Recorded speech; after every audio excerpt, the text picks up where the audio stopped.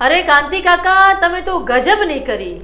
ગજબની એટલા માટે કરી કે પોતાનું ઈ ચલણ બાકી છે પણ 2 કરોડ રૂપિયાનું ઇનામ આપવાની જાહેરાત કરી દીધી.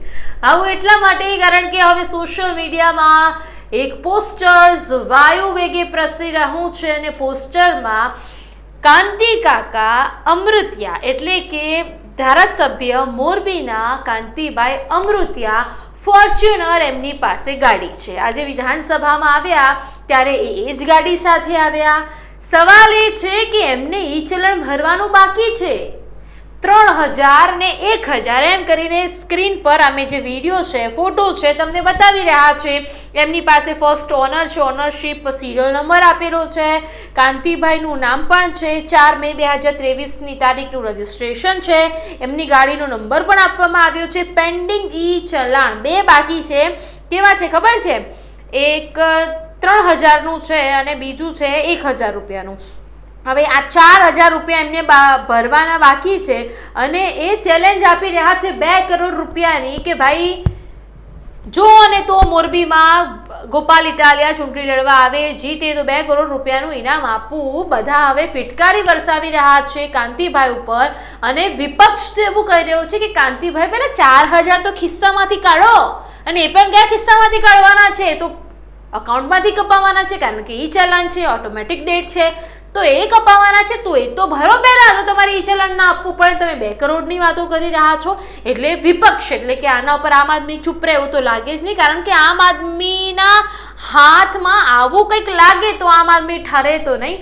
અને આ જ મુદ્દાને લઈને આમ આદમી પાર્ટીના જે નેતા છે પ્રવીણ રામ એ જે બોલી રહ્યા છે સાંભળો એટલે ખબર પડશે કે વિપક્ષ સત્તા પક્ષનું કાંઈ પણ આવે તો શાંતિથી બેસે તેમ નથી. પરંતુ સવાલ તો છે કે 2 કરોડની વાત વચ્ચે 4000 નથી ભરી શકતા અને પોલીસ આમને નથી રોકતી.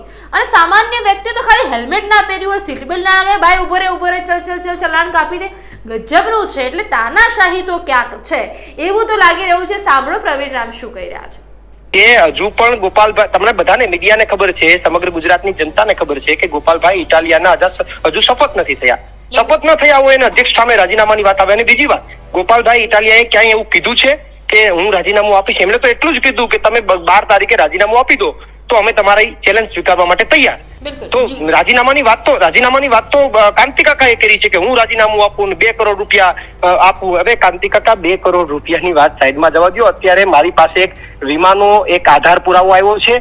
એમાં એક 3000નું આપની ગાડીનું, આપના નામની ગાડીનું, એકમાં 3000નું અને એકમાં 1000નું તમને જે પેલો લાગ્યો છે, દંડ લાગ્યો છે, એ દંડ હજી તમારું બિલ બાકી છે, એ ભરતા નથી.